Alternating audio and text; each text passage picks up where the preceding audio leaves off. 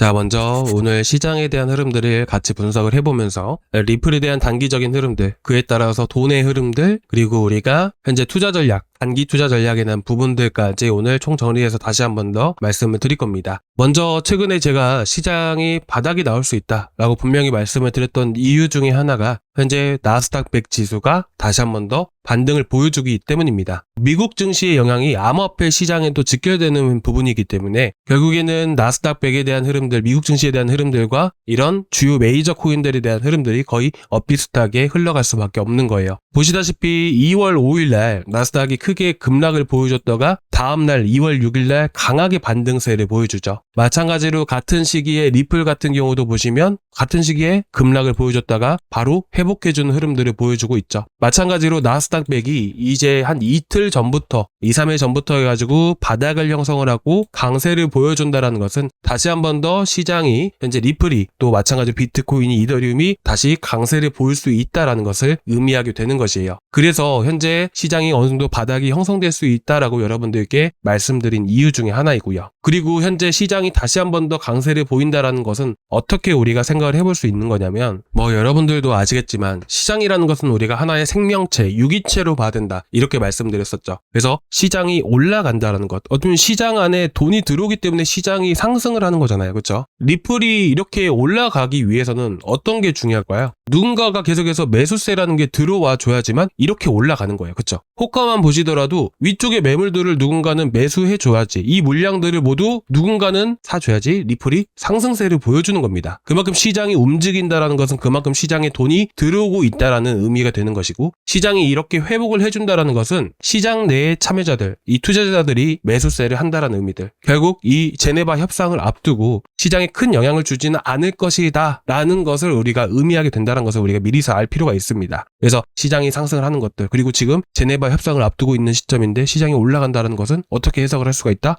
지금 시장이 올라간다는 것은 제네바 협상이라는 게 불확실성이 어느 정도는 해소되고 있구나 라고 보는 겁니다. 그래서 지금 나스닥도 움직이고 있고, 나스닥 움직이면서 동시에 비트코인, 이더리움, 리플과 같은 코인들도 그렇게 해서 지금 반등을 보여주는 겁니다. 아시겠죠? 자, 그리고 그 다음에 볼 게 뭐예요? 바로 테더 도미넌스예요. 테더 도미넌스를 우리가 보는 이유가 뭐라고 말씀드렸었나요? 바로 이제 시장의 알트코인과의 상반된 흐름들을 보여주기 때문입니다. 보시게 되시면 2월 5일날 테더 도미넌스가 급등을 보여주게 됩니다. 그죠? 리플을 보시게 되시면 2월 5일날 어땠나요? 2월 5일이 이 장대 음봉이 나왔던 시기거든요. 그때 보시게 되시면 리플이 크게 급락을 하고 있다는 것을 우리가 알 수가 있죠. 상반된 흐름들을 보여준다는 거예요. 그렇기 때문에 이 테더 도미넌스가 강하게 상승세를 여기까지 보여줬다는 것은 추가적인 하락이 나와줄 수 있다는 것들. 그리고 마찬가지로 현재 볼린저 밴드 상단 구간과 패러볼릭 상단 구간을 이렇게 저항 구간을 맞았다는 것은 말 그대로 한 번 더 뚫고 갔을 때는 큰 시세를 줄 수 있겠지만 저항을 맞았다는 것들은 결국에는 다시 한 번 더 급락이 나와줄 수가 있다는 거예요.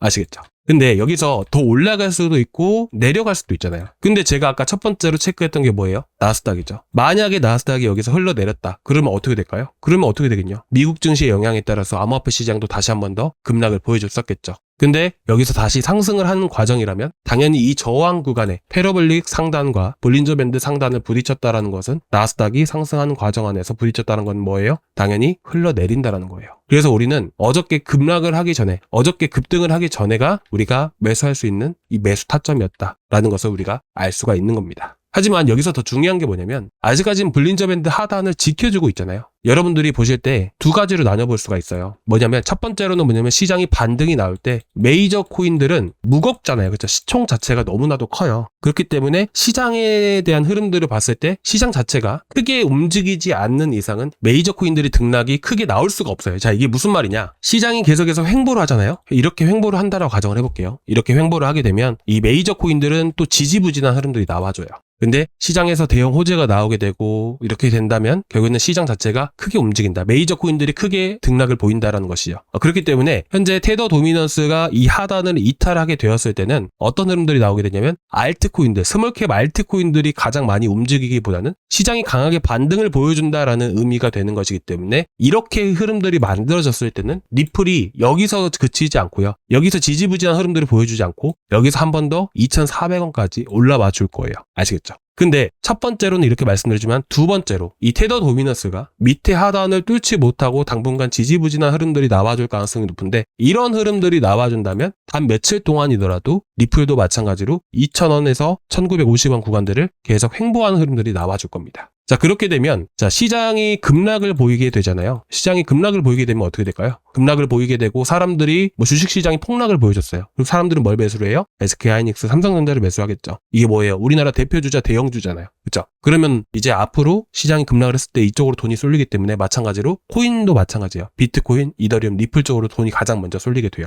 아시겠죠? 근데 시장이 지지부진하다. 그러면 메이저 쪽은 돈이 그렇게 많이 쏠리지가 않는단 말이에요. 그럼 그럴 때는 뭐가 움직여요? 당연히 잡코인들이 움직이는 거예요. 그래서 어저께 여러분들께 계속 말씀을 드렸던 것들이 뭐냐면 지금 제네바 협상이 아직까지 마무리가 되지 않았기 때문에 주요 메이저 쪽으로 수급이 쏠리기가 어렵다. 그리고 이제 월 말이다. 월 말일 때 보통 급등하는 경우가 상당히 적다라는 거예요. 어떻게 보면 당분간 한 1, 2주 정도는 알트코인 급등장이 만들어지겠지만 이런 메이저 코인들은 지지부진한 흐름들이 이어진다라고 말씀을 드리면서 어저께 휴미디파이랑 미라네트워크, 카이토까지 해가지고 여러분들께 말씀을 드렸던 겁니다. 그렇죠? 여러분들이 이렇게 보시면 돼요. 제가 말을 좀 많이 복잡하게 말씀을 드렸던 것 같은데 쉽게 보시면 됩니다. 지금 리플이 더 크게 급등할 만한 시장은 아니다. 시장 안에서 메이저 쪽으로 크게 유입될 만한 현재 상승 모멘텀에 대한 부재이다. 상승 모멘텀이 부재라는 것은 계속해서 지지부진한 흐름들이 만들어진다. 지지부진한 흐름들이 만들어지게 되었을 때는 시장에 돈은 계속 들어오고 있기 때문에 알트코인 펌핑장이 만들어진다. 딱 요 정도로만 여러분들이 보시면 됩니다. 그럼 우리는 어떻게 투자 전략을 세워요? 당연히 이런 알트코인들을 우리가 접근을 하는 게 좋겠죠. 당분간은 리플은 계속해서 횡보를 할 것이고 여러분들 계속 체크하고 보셔야 됩니다. 이 파란색 라인들 볼린저 밴드 하단을 뚫잖아요. 뚫고 내려가게 되면 여기까지는 내려갈 텐데 이렇게까지 내려갔을 때 리플은 어떻게 된다? 2,400원에서 2,500원까지 급등 보인다. 딱 요거 하나만 기억하시면 되십니다. 그동안 메이저 쪽이 급등하기 전에는 알트코인들이 움직인다. 요 정도로. 아시겠죠? 그러면 우리가 어떤 것들을 노려야 되는지를 말씀드릴 건데 일단은 오늘도 이렇게 크게 급등을 보여주고 있는 코인들이 많이 있잖아요. 휴미디파이도 급등을 보여줬고 휴미디파이는 어저께 얼마에서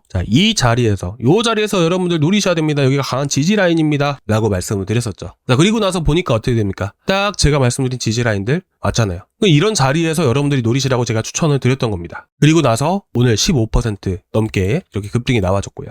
자, 보시면 20% 급등 나와줬잖아요. 그래서 제가 구독자 방안에서 이거를 전략 매도 의견을 드렸던 겁니다. 자, 그리고 이제 남은 코인이 있다라고 하게 된다면 자, 보시면 미라 네트워크 어디서 120원 자리에서 오른쪽 하단이 보이시죠? 내려오시면 접근을 하셔야겠죠. 똑같은 위치예요. 똑같은 위치입니다. 여기 돌파하면 어디까지? 최소 145원까지. 그럼 최소한 20% 수익은 우리가 가져갈 수가 있겠죠. 미라 네트워크 체크하고 보시기 바라고요. 자, 오늘 커널다오를 가지고 왔는데 바로 올라가 버렸네요. 자, 그럼 다른 것들 보면 되는 거니까. 자, 모나드도 꼭 체크하고 보셔야겠죠. 자, 보시면 급락하고 나서부터 해서 이평선 전배열 형태를 띠고 있죠. 이평선 전배열 형태를 띠게 되면서 100일선을 지지를 해주고 있습니다. 그럼 우리는 이 지지해주는 30원 위치에서 들어가는 거예요. 아시겠죠? 이 31원 구간들에 다시 한 번 더 내려왔을 때 여러분들이 접근을 하시기 바라고요. 31원 구간들. 자, 그리고 이제 올라가게 되었을 때는 대략 34원 정도까지. 자, 이전에 이렇게 또 박스권 구간들. 보시면 투매 자체가 현재 33.5원 구간에서부터 나오기 시작했습니다. 그럼 오버슈팅 나올 수 있기 때문에 34원까지 목표가 잡고 대응을 하시면 되세요. 그리고 이제 카이토, 그리고 엘사. 이것도 진짜 다 올라가 버렸는데 헤이엘사는 120원 아시겠죠? 요 라인들이 지지 라인이에요. 120원. 지금 알트를 우리가 매수를 해도 괜찮은 이유가 뭐냐면 걱정하실 게 없어요. 시장이 더 떨어질 게 있나요? 없어요. 그렇기 때문에 이런 알트코인들도 하락폭이라는 게 크게 제한될 수밖에 없습니다. 조정 나올 때 우리가 들어가는 겁니다. 그래서 헤이엘사는 120원 구간들 그리고 목표가 145원 아시겠죠? 요 정도. 자, 헤이엘사 모나드 잡아드렸고요. 카이토 커널다운은 진짜 너무 아쉽네요. 혹여나 내려오게 되면 여러분들 120원 구간들 아시겠죠? 이거 추천 나가는 겁니다. 내려오면 제가 구독자방에다가 말씀을 드릴 거예요. 그리고 지금 보시게 되시면 제가 매도 사인, 매수 사인 이런 거 있잖아요. 영상에서 나가는 것들은 다 이런 식으로 매수 사인, 매도 사인 나갑니다. 제일 최근에 24일날, 23일날 매도 나갔었던 게 엔소잖아요. 그쵸? 엔소 95% 우리가 수익 보고 나왔는데 이런 식으로 매도 나간다라고 보시면 될 것 같아요. 매수도 똑같이 이런 식으로 나갑니다. 이때도 수익 인정 많이 해주셨는데 정말 감사드리고요. 다음 코인 제가 또 매수 사인, 제가 말씀드렸던 코인들 이제 매수 자리들 오게 되면 제가 바로바로 또 추천을 드릴 거예요. 아시겠죠? 그래서 지금 모나드랑 카이토 다 적어주셨죠? 그렇죠? 카이토는 460원 자리들. 내려왔다가 급등하는 흐름들 보여줄 거예요. 목표가는 제가 대략적으로 지정을 해드리는데 웬만하면 구독자방에 매도 사인 같이 나가고 있으니까 같이 체크해서 봐주시면 좋으실 것 같아요. 저희 구독자방은 고정 댓글란에 있으니까 꼭 체크하고 보시기 바라고요. 오늘 여기까지 해서 좀 이렇게 준비를 해왔고요. 자, 카이토, 모나드, 커널다오, 헤이엘사, 그리고 미라 네트워크까지 이렇게 급등할 것들 다 잡아드렸기 때문에 이 정도로 해서 보시면 될 것 같습니다. 자, 오늘 여기까지 준비했는데 구독자방에서 이어서 브리핑을 하고 오고요. 이렇게 또 주말 동안에 급등하는 코인들 되게 많이 나올 거예요. 이때 놓치시면 안 되십니다. 아시겠죠? 자, 오늘 여기까지 준비했고 다음 시간에 또 뵙도록 하겠습니다. 감사합니다.